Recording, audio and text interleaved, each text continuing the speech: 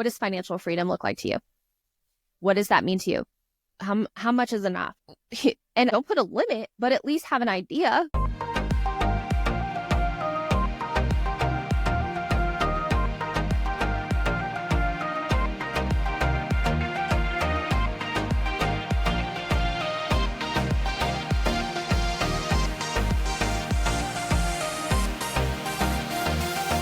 Hey, you guys, welcome back to Confidence and Coffee. Such an exciting year, 2025. Can you believe it?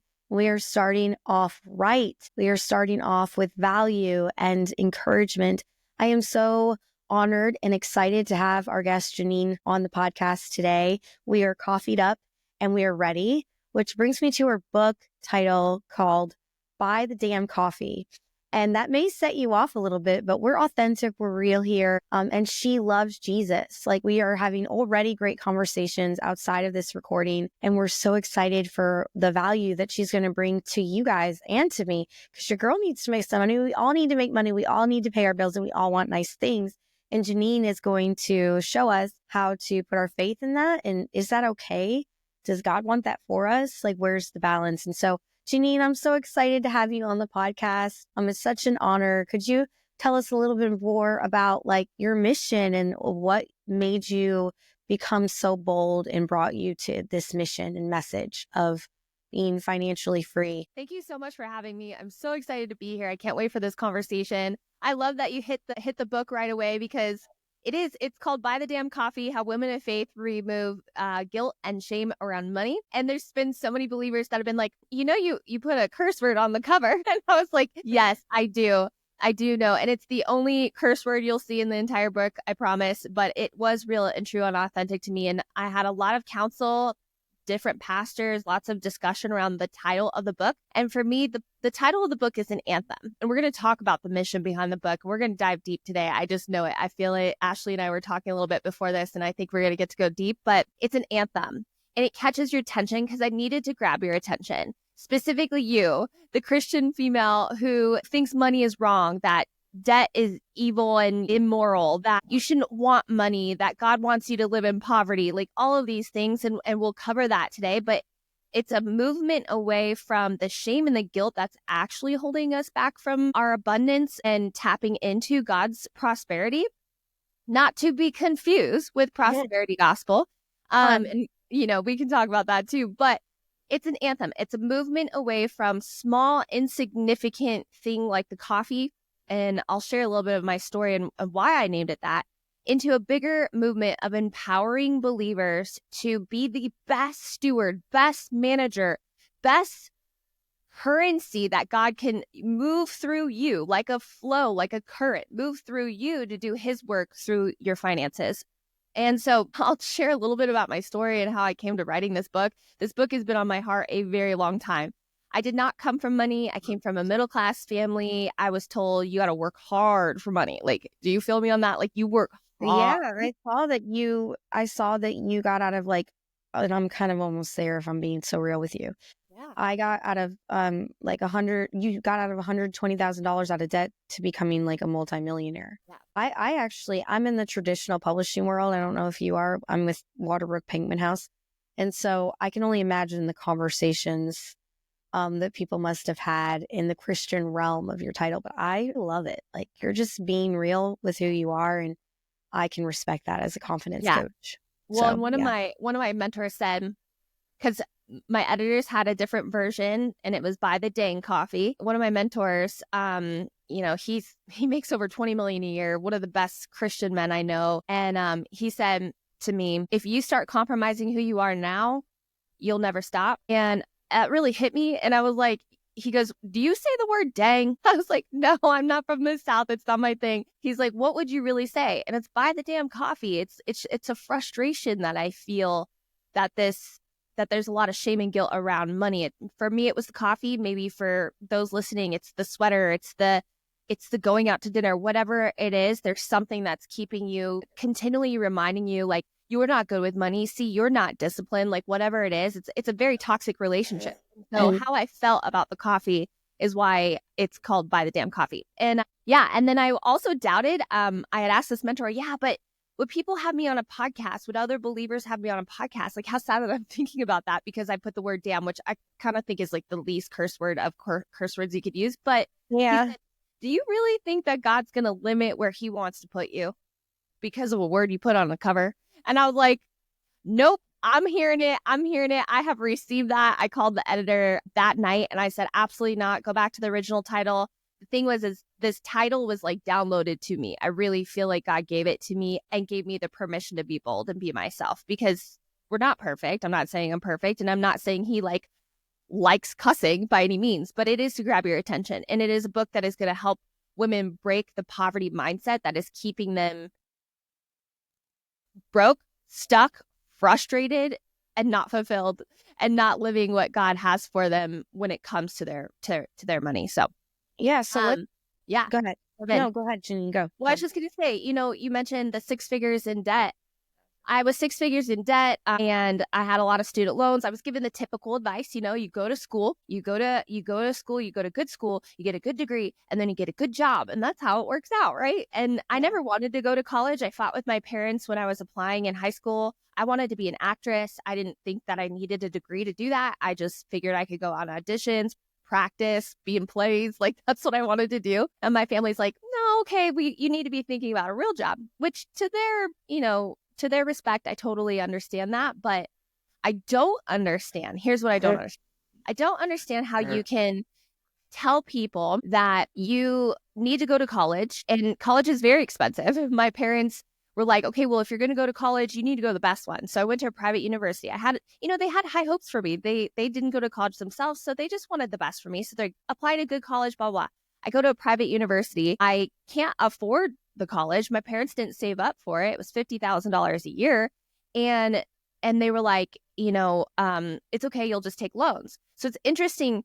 I'm 18. I can't get a car or a house, but I can sign on a $50,000 a year commitment. That's crazy. Oh, and then I'm going to come out of school with a ton of debt, even though I worked 2 jobs. Didn't even get to perform in any shows in my degree because I was working 2 jobs. They had to make a special exception for me to graduate with a theater degree without ever being in a main stage production. That's insane. I'm like, that's literally what I paid for, was to be an actress and to learn acting and to act, right? So then I'm going to graduate with 6 figures in debt, and then you're going to shame me that I have debt. You're going to tell me that debt is wrong and God does not honor that decision and that choice because it's wrong and I shouldn't owe anybody anything. And now I need to go get a job that has nothing to do with my degree because I just need to pay this debt back. I was paying $1,200 a month just in my student loans.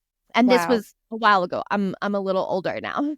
So I'm paying $1,200 just in my student loans. So I'm barely able, my jobs are just paying my bills. Like there's no saving, there's no balling this. I was drowning in this debt. And I felt so much shame and so much guilt that I had this. And I was told, well, this is how it's going to be for the next 30 years till you pay it off. And then only then are you going to be able to enjoy life and live and travel and maybe act. Reality hit me really hard when I moved to Los Angeles and those loans hit. I was never going to be an actress. I could never afford the time to even audition or be in a show when I had to pay for my student loan. So I think it's crazy that we're sold that narrative. And that was something that really shook me. And I was struggling financially and I could afford the coffee. I could. It was a probably $3 latte then. It's $7 latte now. But, I could afford the coffee. I wasn't putting it on a credit card. But there was something about being in the line at Starbucks with a pit in my stomach. And it's kind of like a toxic relationship, the poverty mindset. And I'm sitting in this line in the drive-thru thinking, why are you here? You're in debt. You could use this $3 to just roll over, snowball into your $1,200 payment. Why are you here? You're making a mistake. Okay, well, if you're going to buy this coffee, fine. Buy the coffee, but you're going to cut out on lunch. So now I'm compromising with my health and saying, fine, I won't eat lunch if I can have my coffee. And I'm letting this coffee become a very toxic relationship. And the thing is it's not the coffee, it's the poverty mindset. It was the poverty mindset and the belief that it was the coffee that was keeping me broke. That's good. But it was the beliefs and the mindset and the things that I learned about money. Those were the things that no one talks about, even today, that no one talks about that actually affect our relationship with money. So that's kind of where the mission and where the book and all that kind of came from. That is so good.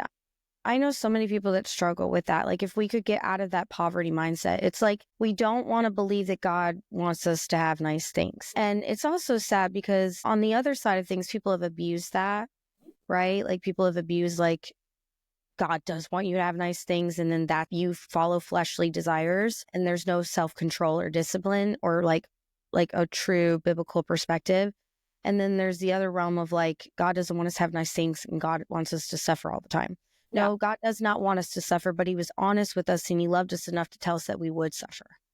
But at the same time, he also told us how we could navigate out of it.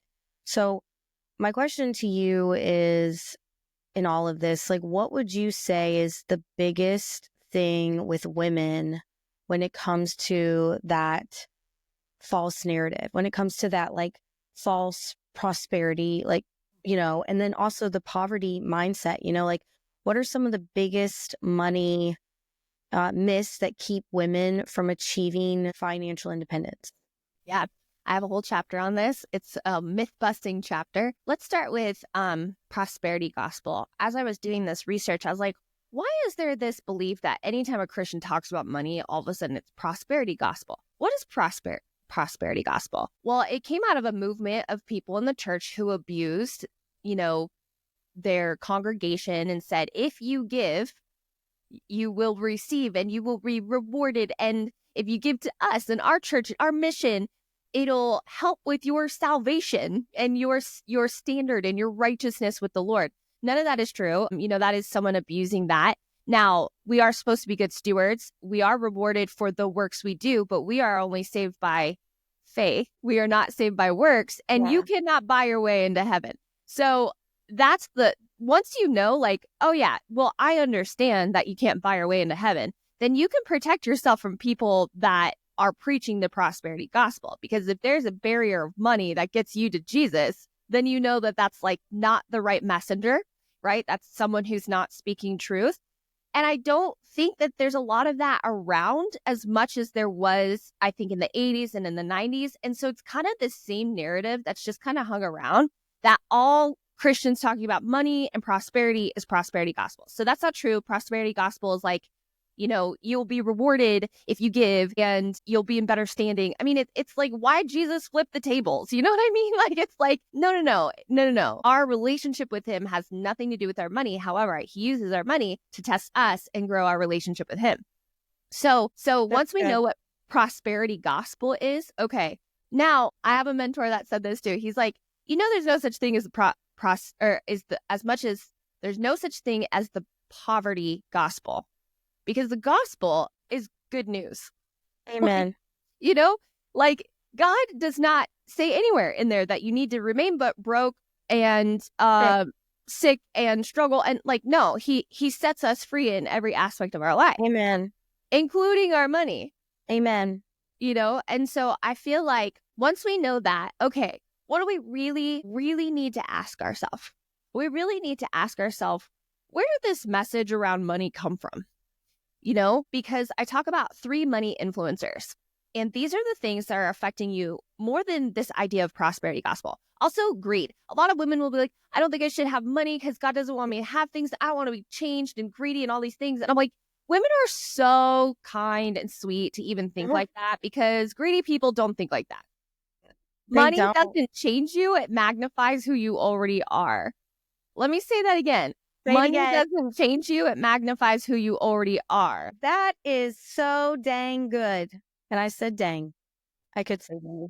But see, you probably say dang. I just don't. That's fine. No, I say F. The F word. We're working on that. We're working on that. Go ahead. Same, girl. Same. No. So it magnifies who you already are. If you're already thinking about the worry, which also isn't something you should be holding and carrying, but if you're already thinking about the worry of if you change and does God want you to have money, like, you're probably not a greedy person, and maybe you should ask yourself, maybe I'm actually the person who should have money, because if I'm thinking like this and I'm thinking I want to give to this organization and I want to help people and I want to do these things, that's the heart of God to use this tool. So who best to use this tool than his servant, his trustful, faithful, loving servant, you know? That is so good. So I feel like, the real core is, what do you believe about money and where did it come from? So let's talk about the 3 money influencers. And Ashley, I'd love to hear from you too, is okay, the 3 money influencers that I talk about are what you heard, what you learned, and what you experienced. Now, let's go through what you heard. What you heard can also change based on the parent you grew up with, or which parent talked about money, which one did not. Lack of hearing is still a word. You know what I'm saying? If your mom never talked about money, but she always stressed about it, but she never talked about it, you could just tell she was stressed, that's teaching you something at a very young age. If your dad's gone at work and hates his job the whole time, what is that going to teach you as a kid? Job, working, not doing something you love, money's evil, this is bad, it's tearing my family apart, my dad's unhappy just because he has to pay the bills. So what is that actually, what are you hearing? What are you hearing your parents say? Ashley, what are things that you heard growing up about money? There's not a lot of it. I heard we were very, very poor. So I heard that, money is needed. We need money for everything, but we don't have a lot of money.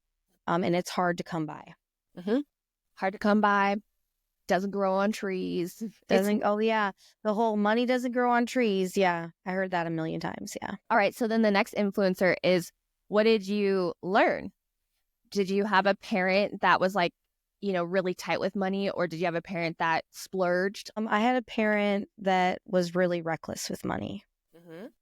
So I learned that about eating out or buying the coffee is what wastes your money, and that's how you get in trouble. Yep. So you had a spender that influenced you. You can't buy nice things. That's selfish. Yeah. And then what about you? What did you experience? Now, an experience can be big or small. I like to also call these money events. Have you had a money event in your life that, it could be small and you're I remember as a kid this one time going to a store, right? Or it could be as big as, I've faced bankruptcy. Did you have a money event in your life that you can remember? Yeah, I've had a few money events that I can remember, good and bad. I think for me, I guess what comes to mind is my business, my book.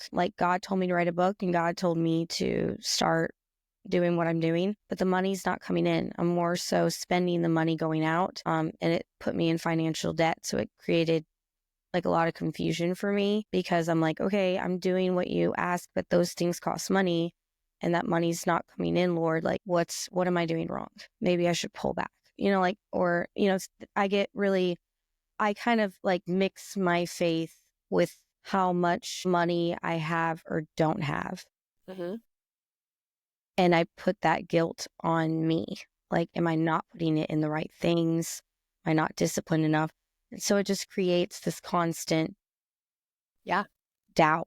But I was a single mom for years, and I had 2 kids before the 2 I have 4 now, in a prior relationship. And I remember I was in $15,000 of debt. I lived in low income housing, so that was a lot. And I had a car payment, and I was making only $1,200. I was making about $2,000 a month. And I had to pick and choose what bills I was going to pay. And by the grace of God, I got out of that debt because of discipline. And I even got an iPhone 5. It was like the fish in the bread. I don't even know how that did that. And an iPhone 5, that was so many years ago. We're so old. I know. I feel so old. I know. But yeah, so I've had. So think about, you just told me quite a bit of things there. And also you told me a little bit about your history. And I'm no psychologist, but I definitely have studied a lot about psychology of money. And would you say that currently, in that business event, did you have the belief of, I'm being reckless? At any point where I'm being reckless and I'm supposed to be doing this, but did it tie to you growing up of seeing that? Am I that? Am I being that? Yes. Yeah. So it's, when I talk about our money influencers, money is very rarely ever the problem, because money is infinite and it's always there. It's the beliefs and the relationship and the money influencers, the events. It's those things that shape and continue to shape our beliefs like forever until we recognize them and can rewrite them, right? So, and it is confusing. It creates all sorts of, we've tied our identity, like you said, I especially think as female entrepreneurs, we tie our, in entrepreneurs in general, we tie our identity money. If we have money in the bank and we have influence and money, then we are successful, right? Yeah, But like that's everything's gonna be okay. Like we put a lot of confidence in money. Like, I'm doing what I'm supposed to do because I have this money. We tie a lot of our life into money. And it's curious. My husband is a tightwad, and he believes he shouldn't, and I'm putting him on the spot here, but because of how he was raised, money is rare and you don't buy yourself anything. And like, he is terrible when it comes to just doing anything for himself or buying anything for himself. Like, he really struggles with that and feels so guilty about that. And I've overcome that. I'm kind of the opposite, the splurger. So I'm very much like, God's going to take care of us. And so like, we kind of like, we crash, you know what I'm saying? Like we crash when it comes to money. So it's like, money is a sensitive subject for so many people. For so many. The next book is going to be Marriage and Money, and I have a whole chapter on marriage and money because it's so different when you have multiple influencers coming from both sides, right? He has his own money story, his money events, what he learned and what he experienced, and we don't talk about them. You're told, don't talk about money, don't talk about politics, religion, and money. Like, okay, so if we never talk about money and we never talk about why we feel like we can't spend money on ourselves. Oh, well, that came from, I grew up, this is an example. I grew up with nothing, or my parents yelled at me when I asked for anything. So I just don't want to spend that money. Or it's the fear that it will never be there. So then so if we want to talk about prosperity gospel, which is not actually the thing that is keeping people back, or is money and is the negative emotions around money an idol that's actually in your life, that you're allowing to control your fear and your thoughts, and you're giving this money your feelings, your emotions, your that's why I say it's such a toxic relationship, right? Like if you feel like you're not deserving of buying anything, says who? Does God ever say that in the Bible? I've read the entire Bible. I've studied the entire Bible. My husband wrote, if you want to know more, this is like a selfish plug for him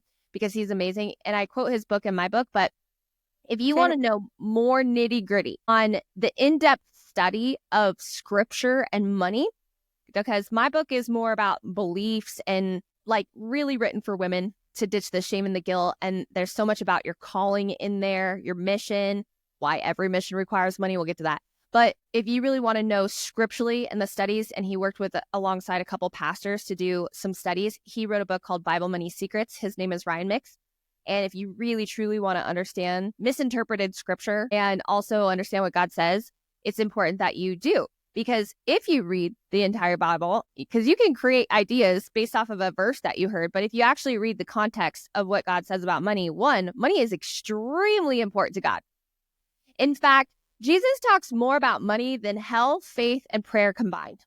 He talks about money, wealth, possessions. We can't be afraid of it. Why are people afraid of it? Why are people afraid of money? Like, why do they think it's the devil? I don't understand. Fourth of his teachings are about wealth, money, and possessions. That would mean that like your church service, every fourth service would be talking about stewardship. Not, hey, we have a giving campaign, or, like they'd be teaching you about being a steward of wealth. So we have to break through these beliefs. And I have this framework that I want to share with you and with your audience. And it's called the Mix Shift Framework. It's a very simple, it's my last name, and it's a very simple way. And you could use this across everything area of your life. But it's a simple way to help you. Okay, now that you've thought about, like really think about, like the listeners on this too, really think about, what did I grow up hearing about money? What did I learn about money? And what have I experienced? Because I've experienced a near bankruptcy, 6 figures of student loan debt. Like I've had some big money events. I've had some small ones too that you'll read in my book that are just like, they're so small, like not being able to buy a bottle of nail polish when I was super broke. Like they're so small. I couldn't buy toilet paper at one point. I had to use coffee filters. That's a money event. That's a money event that has shaped like, oh, I'm never going to break that cycle. That's what the enemy's going to tell you, right? I'm never going to break that cycle. I'm going to be here all the time. Guess this is normal. I guess this is the lot I've been given. I guess I'm not so lucky. That's Come definitely on. something that I felt, right? Like Come being on, wealthy is for girl. the lucky. It's for Right. the few. No, no. Now, God doesn't promise you wealth, but he gives you every chance of skill, ability to prosper in every area of your life. And I think, now get this. I think money's the only thing he says, test me with. You're going to test the holy God with money? What does that mean? Test him with your fear, with your obedience, your disobedience, your stinginess, your too givingness. Like there's people that give everything that they don't even have. Definitely there's plenty of times in the Bible God's like, don't give if you don't have anything to give. And also you can't help others if you're not helping yourself. It's like the mask on the plane, right? Like put your oxygen on before you can put it on someone else. So you can't just like give of what you don't have, like literally putting you in a harmful situation. There's supernatural in how God tests us, and there's things that you just can't explain financially, things that God has done in your life. Everybody has it because he uses this area. But I think he uses this area, he says, test me. I think it's because money, it reveals so much. It's so much deeper. It's more than just the dollars and cents in the bank account or the zeros, right? It's a test of our character. It's a healing that we have to go through, a transformation we have to go through, forgiveness of maybe even like, hey, dear money, I forgive you for not being there in my childhood when I had to use coffee filters to go to the bathroom.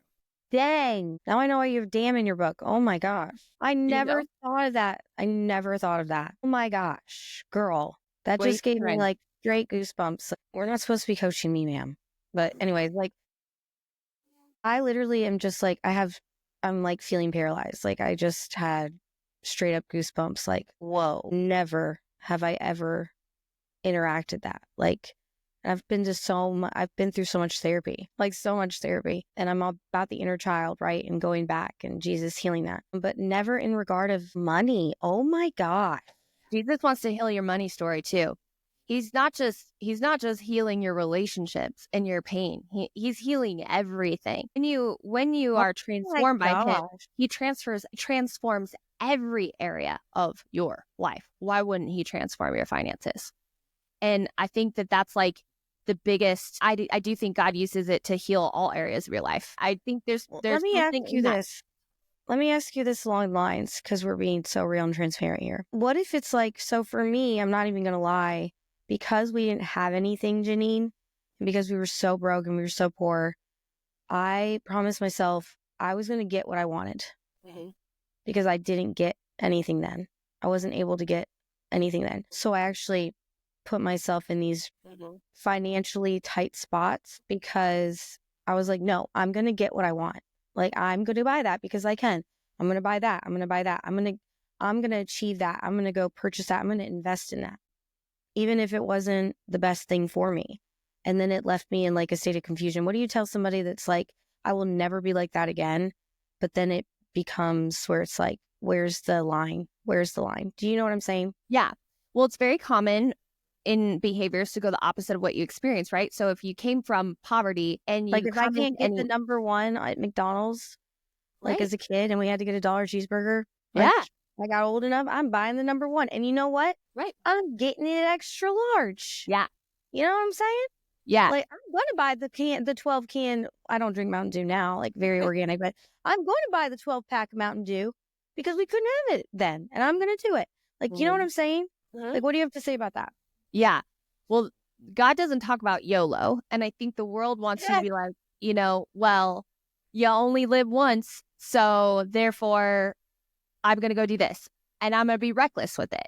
I'm going to, you know what? What I don't want my book to be, which I'm very clear about in the introduction in chapter 1, is YOLO. It's not like, yeah, I'm going to go buy the damn coffee and put it on a credit card because Janine said so.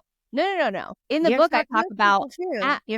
right. But, and people will do it and it is my biggest fear. And I'm like, no, it's not what I want. That's not read the It's book, some read the intent. book, read I'll the just whole read book. the title. I'll just read the Um, title. The title is a sign. It's a sign. I'm in a coffee shop. I'm in a bookstore.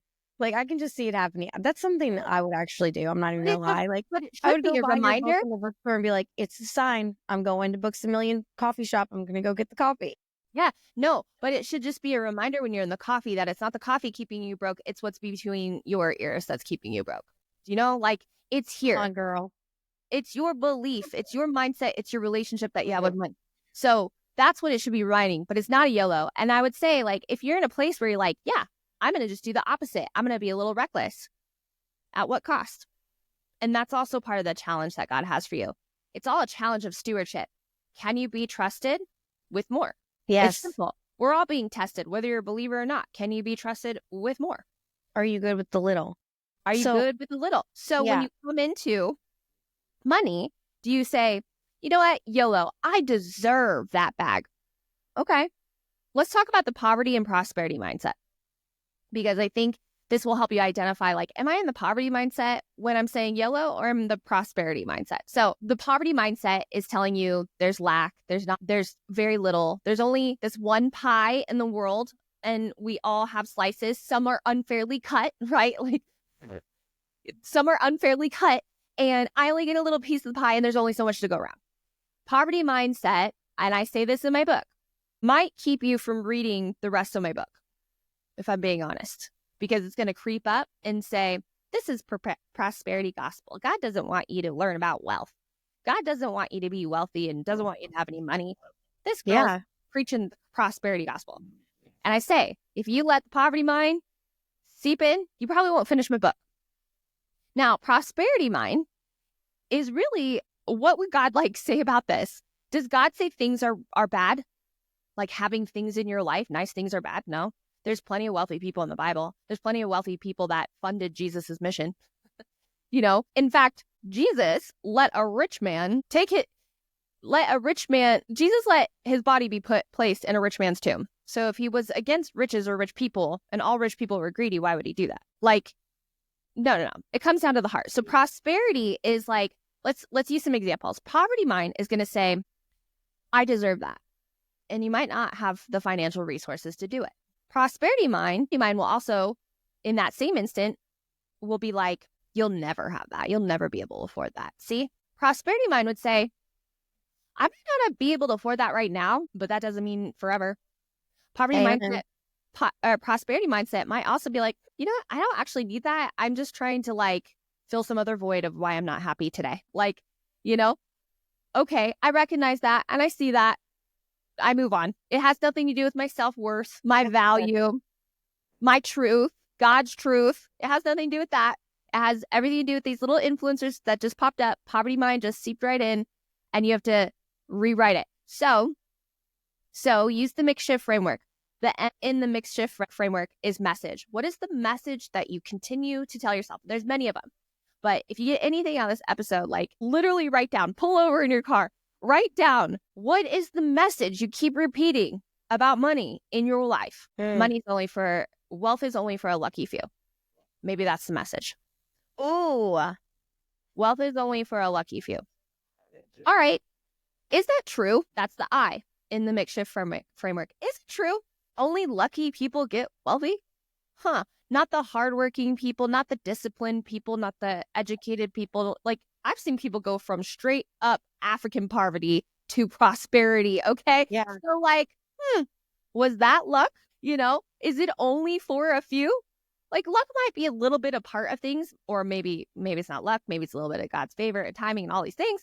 But is it really true that it's only for the lucky few? So you have to ask yourself, is this true? Is this message I'm telling myself true? No, in this case, that's not true. There might be times that you're like, yes, this is true, or kind of, or whatever, but usually it's yes or no.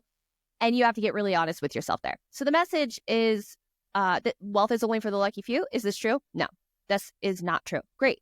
Heck is cross with the first message. You're going to cross it out. What is the message you'd rather be telling yourself? Or what is the message God would rather you believing around this thing? God is in control of your finances. Yes, that requires discipline.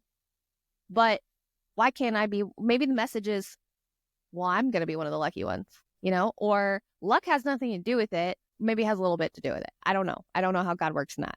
But maybe the new message, cross it out. Maybe the new message is I'm going to be more disciplined and honor God with my finances and see if I can test my luck. That's like so much more empowering than be like, oh, it's for the lucky few, which means it's not for me, which means I don't feel worthy of it. So rewrite your message, rewrite your story. It starts there. If you want to change your bank account, it starts in your mind. It starts with the beliefs you have around money. I think we have to overcome a budget, And listen, you have to track your money. You have to know where you are now, and you have to know where you're going, and you have to be disciplined. And but the thing that other people in this space will tell you is like, you have to live there. You have to live. I believe some people in this space are teaching you, you have to live in the poverty spirit. You can't buy anything for yourself until you're debt free. You can't go on that family vacation. You need to eat rice and beans. You can't have a coffee. You can't even fuel your body nutritiously because you're so broke. I don't believe in that. I do believe that there's a time and a place, and everyone, even successful people, have experienced this and might experience it multiple times in their life. There's a time of temporary sacrifice. If you are harming yourself financially because you are buying things you don't need, you can't afford, YOLO, you definitely have to course correct, but you don't have to stay there for the next 30 years. And that's the problem, is people think this is miserable. It's like a diet.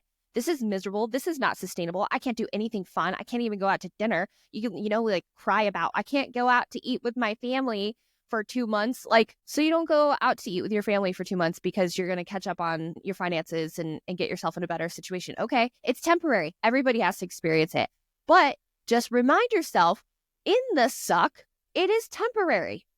This is not my forever. And my circumstances don't take 30 years. It's not that far away. Actually, I really do believe that wealth and abundance is closer than you think, but we're just not patient enough to get there. We're also not trusting enough, and we're also not disciplined enough. And some of those things come down to, and this is not guilt. Don't feel guilt. Don't feel shame. This just comes down to honest conversations with yourself. Like, if you feel that guilt and your shame, you ask yourself, where's that coming from? All the time I ask myself, where's that message coming from right now? Why do I feel that right now? Why I went shopping, it was like a year ago. I went on I'm not like a name brand person. It's not really my thing. It's never been my thing, but I do like nice clothes. And I came down to Scottsdale and I went shopping, and I had like a Pretty Woman experience where it just like, they styled me, and I just felt so beautiful and felt so good. And I got some clothes for a new brand shoot that I was doing, and I was super excited about it. It was like one of those come down the elevator moments. And I just was like, they had closed. I didn't even realize they closed, but they stayed open for me like an hour after. It really did feel like, I just felt so amazing. And the moment I got to my room in my hotel, I was riddled with guilt. And I was like, okay, where's that coming from? What's happening right now? But it's a money event that I had, shopping with my mom. I talk about it in my book, shopping with my mom. And we went on this shopping spree, and it was amazing. And then the moment we pulled up to the house, she said, we're going to wait to bring these in and cut off all the tags when your dad is asleep. And I was like, wait, what? Did we just do something wrong? Like, did you just go into debt for my clothes? I don't need the clothes if it's going to hurt our family, right? So that story came up as an adult, and I couldn't even enjoy the clothes. So what did I do to rewrite that story? I called my husband. I'm crying. I'm literally crying. I never spend this much money on myself. I'm like, I'm so sorry, babe. Like, I feel selfish, and I don't know why I'm so upset. And he's like, why are you apologizing? I was like, I do the same thing. I'm like, it's my money story, and I'm feeling really bad. And he's like, okay, well, is that true? And I was like, is it true? Can we afford the clothes? Yes, it's true. We can afford the clothes. Okay. Did you feel great? Yeah, I felt great. Do you love your things? Yeah, I do. Okay. So what would you rather be telling yourself? Well, I definitely don't want to sit here feeling guilty for something that I can't afford and that I worked hard for. And like, it's not stuff that's ever going to make you feel valuable. Let me also just say that the stuff will never make you feel valued. The numbers in your bank account will never make you feel value. So if you're chasing that, it will never work. You're only going to find your value and your worth in him and God alone. The other stuff is bonus. If it's like bonus stuff. Like, it's not, but it's never like, I feel valued wearing this thing, like never, ever, ever. Maybe that's not why I'm not into like designer purses and stuff. It's just not my thing, because I kind of feel like not mine either. it's kind of like a show or a status. And it's a lot of broke people who buy those things. And it feels to me Or very nice like, cars and their houses look like yeah, crap. yeah. And it good on them if they want. I like people have their things. I prefer experiences and travel. I travel the world all the time. I just got I back from Finland. prefer experiences and travel. Yeah. So I spend my money on And that. nice clothes. Can I have all of it? Is that Right. okay? Right. I want So all of it. yeah. And the So these house money and the stories. car. Like, I mean, you can. The thing is like you'll always be checked. If your heart is right, you're always on him. And your heart will be checked along the way as you purchase certain things. Is this something that like would honor God? Is this something that like is okay? Ask him.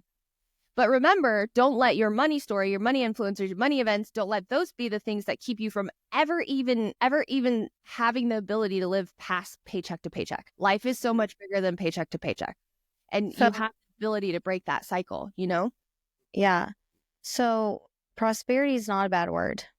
Money is not a bad word. I think that sometimes we treat it that way. And I think that you simplify it. Like the way you're explaining it is like we as people naturally make things complicated, and God is not a complicated God. I believe that's why Jesus had to speak in parables to get relatable and connect with us on that level, because we do tend to make things complicated. And I just feel like fear is really rooted in everything that you're saying. It's the fear of spending too much. It's the fear of not having it. It's the fear of it going away. And we give it so much power, which comes to that idolship that you're talking about. And if we just see it as money, right, and that we need money to live, and we can have nice things, and it doesn't control us. These things don't control us, and we check in with ourselves to make sure that doesn't happen. I feel like God is like, okay, you can handle what I want to give you. Yeah. I just don't want this to destroy you. Like, I love you enough that I don't want this to destroy you. It's not that I'm withholding. It's not that I'm taking. It's not that you're taking. You're not bigger than me. But it's that I love you enough to grow you and your character and your discipline and your mindset and the clarity and the calling that you need as a woman in your position to give you this money, that it doesn't consume you, just like anything else, right? We have to eat, but if we eat junk, we get unhealthy, we get sick, and nobody wants to be fat. Let's just say it for like it is, but everybody loves food and we have to have food. It really is that mindset. Money is not the issue. Like, these things that we like to blame are the issues are not the issues. It is our mindsets. It is our beliefs. It is truly the belief that we have. And unless we ask these hard questions, like you're saying, are we ever really going to find freedom financially? You know, anything in general, like, but specifically for this conversation, financially. You know, we live in the middle of a recession, and Trump just took over, and I love what he's doing. I really believe that he's going to balance this out. But at the end of the day, I think we have to be very careful, because now we're putting our financial responsibility into one person rather than into ourselves and our mindset and our shifts and our beliefs. So basically, I'm just saying I'm going to hire Janine to help me out. Listen, it's like, honestly, the book will set, I do believe that this book will set you on a path. It was one book that changed my life as far as like understanding, like it was a book called Prince Charming Isn't Coming. And I quote it in my book. And that book, when I read it, it helped me understand that no one's coming to save me in my finances. It's not my husband's job or my future husband's job. It's not my parents. It's not their decisions. Like, no one's coming to save me when it comes to my money. I actually have to take responsibility and understand this thing, this tool, and not just understand it, but become more confident in it, become more understanding in how this tool works. And that includes debt. And, you know, I hate using good debt, bad debt. Again, you're giving debt feelings, and that's stupid. There's leverage debt and consumer debt. Consumer debt takes money away from you in your pocket, and leverage debt can actually, you know, I have more debt now than I ever did with my student loans. It's real estate, and it has absolutely changed my life. So I'm able to leverage debt to build wealth, to have rentals that give me passive income that allowed me to retire at 33. So that's crazy, because, you know, the coming out of college girl was like, all debt is bad and you shouldn't have it. And why would I ever get into real estate and get into debt? I guess you have to buy all that in cash. You could never be a full-time investor unless you're Dave Ramsey and you're worth 300 million or something like that. And he can buy everything in cash. But he didn't get there because he cut out his coffees and put cash in envelopes. He got there because he built a business. And I have like no shade on him. I mean, I don't agree with some things, and that's okay. But he serves a purpose and a place. But take business advice from him all day long, because that guy is brilliant, very successful businessman, and get to the point where, sure, if you want to buy everything in cash, if I had the cash to buy every property ever moving forward, I still wouldn't do it. I'm going to leverage this tool that is in our society so that I can use what's available to me, and I'm going to use it wisely. But you have to build in your financial literacy. And I do this thing every Monday. It's Money Moves Monday. And every Monday, it's just simply, can I read an article about crypto? Like, okay, what is crypto and what is it? What is the deal? How's this going to impact our society? Read an article on it. Watch a YouTube video.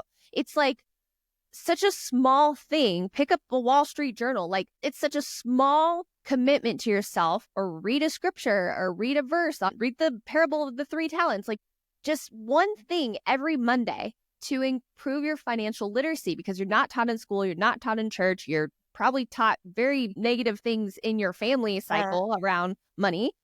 So the only way you're going to break that, no one's ever born like knowledgeable with money. No one. So like, we have to learn that skill, and we have to open up ourselves, especially as women. We have to open up ourselves to not like feeling embarrassed or asking stupid questions. Or like, I felt like that when I used to go and close on some of the first real estate deals we did. I just felt like I couldn't say anything because I didn't want to feel stupid. Now I ask all sorts of questions. I don't care. I want to know. And most of the time I can answer the banker's questions now. So it's really, that has come because every Monday I just do one thing to get more confident with money. And I think that's a very simple start. You know, is it every Monday you're getting into your numbers and you're working through your money plan. I don't like to call it a budget. You're working through your money plan, because you get to plan where you put your dollars. You get to plan that. You know, it's not the other way around where you look at your check and then like, oh, everything's gone and you're only looking at the expense category. And so therefore I just have to cut more things out. No, focus on the income category. That's the category that's going to change your life. Very, very little is the coffee going to change your life. Focus on the income. That should, like, there's a saying that I have it in my book too. Your expenses have a floor, but your income has no ceiling. When you realize that concept, you're going to start focusing a lot more on the other column of your budget. Wow, that's good. Is the Money Mondays in your book? I think so. It's also something I talk about literally every Monday on my social media, like Money Moves Yeah, Monday. we're gonna talk about where we can find you too. We're coming up on the hour, so why don't you? There was one more question I wanted to ask about, like, how can you build some practical steps from, shifting from debt to building wealth without drastic lifestyle cuts? And you're bringing up what's his name made me think of that, because he's all about like Dave Ramsey. Dave Ramsey is like starved to death. And so there's a lot of things, that I think he's great, but I'm with you on things that I don't agree with. And so I'd love for you to like summarize that. And then please tell us where we can find your book and we can connect with you. And we can learn more about just like this money mindset and our faith intertwined with it, so we can have more clarity for our calling and confidence. Definitely. Well, for all your listeners, you can go to janinemix.com/confidence, and I've got some resources for you there. And one of the resources and one of the steps that I want to share with you now, as far as what are the practical steps, is a 5-step money planner that is in janinemix.com/confidence. That 5-step money planner is totally free. It's a place to organize your money. If you are like type A, first of all, if you don't know like where your husband's K account is or how to access that, that's a problem. This 5-step money planner will solve it. And you only have to spend a little bit of time to get a little bit of information, put it in this document, and now you have it. So that if something happens to him, something happens to you, people know where your money is. Yeah. It's like crazy how ill-prepared we are for the inevitable that we will all experience, which our life will all end. And so this will help you organize your money a little bit. You definitely don't want to cut. I talk about this in my book. You do not want to get caught in the worst places that women have to make decisions is when they're fired, have a divorce, or death. And that is not where you want to be making money moves and money decisions, because you're going through so much trauma. So yeah, and you don't want to be taken advantage by others as well. So, the 5-step money planner, know where your money is going. It's so simple, but no one ever does it. And if you don't want to do my sheet, which is a simple Excel, people will be like, that's outdated. Now we can use these apps. That's fine. Apps never worked for me because it seemed like I needed to be able to write down the number. How much am I actually spending? Like there's something about that, or typing it in, like I actually needed to know, like, and commit it more than an app will kind of categorize it in a pie chart, right? Like, it just wasn't. Right.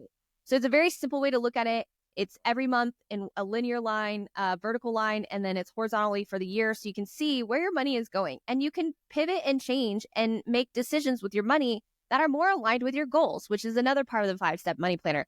If you don't know what you want to do with your money, maybe that's why you don't have any. I mean, why would God equip you if you don't have a plan? Like, if you literally, if God said, okay, I'm going to give you every amount of zeros in your bank account that you think you need to be free for the rest of your life, what are you going to do with it? People would be like, besides like, oh, I'd pay off my debt. What then next? Because, you know, it wasn't paying off the debt. It wasn't saving that rewarded the talents, the parable of the 3 talents. It was how they invested it, how they multiplied it. So are you prepared to multiply what he gives you? Because it's in that multiplication that there's actual stewardship. You have to have something to steward.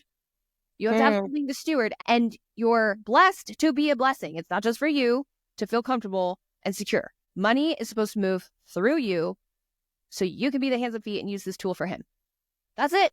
So the more he can trust you, and the more you're not clenching your fist like tightwad, I can't get, the more you're open, the more you receive, and the more he can work through you. So don't let money stop at you. Let it work through you. So this 5-step money planner, you got to know where your money is. You got to know where your goals are. What does financial freedom look like to you? Because here's the thing that I disagree with Dave Ramsey. Dave Ramsey says that you have to be financially free, or you have to be debt-free to be financially free. I know a lot of debt-free broke people. So is that true? I know a lot of debt-free people who are stuck in a job that they hate for the next however many years till they retire. So is debt-free financially free? No, I don't think it's synonymous with being financially free. Who gets to decide what your financial freedom is? And I'm not saying like consumer, he's talking about consumer debt, right? Like, don't be a slave, but he says it on your house too. Pay off your house and pay everything in cash. Don't take a business loan.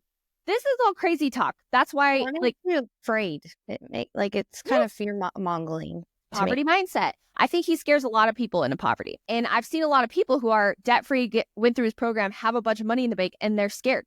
And they can't go on vacation, and they can't use it because they're so scared of going backwards, because they're so stuck in the poverty spirit instead of prosperity spirit. Or buying themselves something nice because they're always like, do I need this? Like, and then defining that for themselves. Right. Because they let it control them. Right. So you need to decide and understand, and especially as a married couple, what does financial freedom look like to you? What does that mean to you? How much is enough? Like, and I would say don't put a limit, but at least have an idea. Have an idea of what you would do. And there's some fun exercises too. When you buy my book too, I actually give you a whole workbook in there on how to identify like your number, like, you know, how to calculate your net worth. Like, there's things that we need to know how to do to know what are we working for? Because the thing is that you aren't going to make an empowered financial decision. Once you look at your financial plan, you're not going to make an empowered financial decision if your goals aren't big enough. Because then you're going to be like, yeah, the instant gratification of the coffee or the shirt or the sweater, the date night or this or that or whatever it is that you're buying is you're going to let that come into become more important than your goal because you're not clear on your goal. So the 5-step money planner is the way to go. And you can get that again, JanineMix.com/confidence. And it'll go over your goals, organize a debt payoff plan too. Like, not all debt should be paid off. Oh, did she just say that? Like, listen, if you've got like a 2% interest rate on your mortgage right now, I would never pay that thing off. Good for you. I pay that off. That is like free money right now. You know what I would do? I'd get a home equity line of credit on that house and I'd invest it, but that's a conversation for another time. But yeah, so, you know, I think that what my book does too, if you read my book, really is it gives you a change in perspective over debt. I think debt becomes a slave in a lot of people's lives. And I know for me it was. I felt like I was drowning, like no one would marry me. Like I thought, like, who would marry me with this debt? Like, how sad. How sad. God literally never says that. He's not like, you should not marry someone who has any debt. It's all about, church does though. It's all about having good financial partner, and it's all about, like, yes, you do need to make a good decision. And I have a whole chapter on like questions you need to be talking money questions you should ask your future partner so that you're having these conversations. But like, marriage is a covenant. It's not a contract. The world wants to tell you it looks one way. God has a different plan. And I can't imagine never being a good, suitable partner because I took student loan debt. Like, that's crazy. So, but you need to work through that with your spouse. You need to have conversations. I had lots of conversations with my husband before I married him about my debt, about like responsibility of paying it off, because what's mine is his. It's not my debt. Once we're married, it's his debt too, which is what the biggest guilt came from. Literally. Yeah. So Yeah. there was a lot of guilt there, and I felt so bad. And he was like, we're good. We're a team. We're a partner. We'll get through it. We have money meetings. We have money conversations. Like, you have to be doing this with your spouse before you get married, but also during, and work together. And I promise you it will be better when you work together. And then you'll work through all your money junk, your money baggage, all the things that come up with. What's funny is God always puts you with the opposite partner, right? If you're a spender, you're usually married to a saver, and that works in great harmony. He works that out, and you get to work through a lot as in a marriage too. So lots to work on in the book. Like I said, lots of great resources for you at JanineMix.com/confidence, and come say hi to me on Instagram. I'm a real person, Janine Mix at Janine Mix.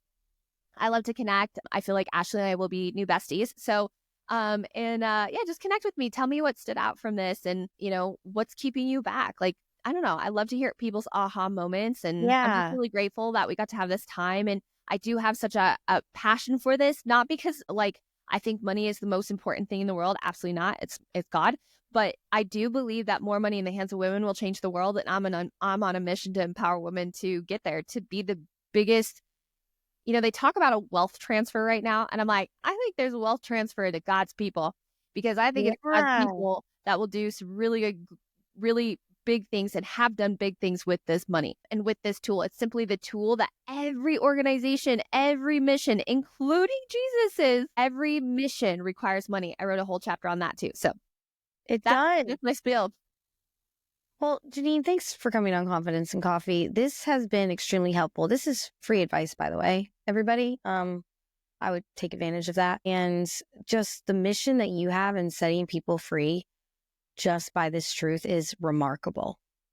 And I don't ever use that word, but I'm using it here. And so I just want to thank you again. I would love to have you back on Confidence and Coffee. Thank you so much for sharing your insight and the message that God put on your heart. You guys go check her out. Go buy her book immediately. Buy the damn book, okay, and the coffee, and go connect with our new sister, Janine. Thank you so much, Janine. If you loved that episode of Confidence and Coffee, stop right now. Go leave a rating, a review. Tell me how this podcast episode inspired you. How did this inspire maybe a friend that you know? I would love to hear your testimony. Maybe screenshot, tag me in it on social media, wherever you are, so I can celebrate and share it with you. These ratings, these reviews, your subscriptions to the podcast on YouTube and anywhere you listen is so helpful to get this community growing, to get this message out. It takes you 2 seconds to make such a huge impact, so don't forget to do that. And I will see you next Tuesday on Confidence and Coffee.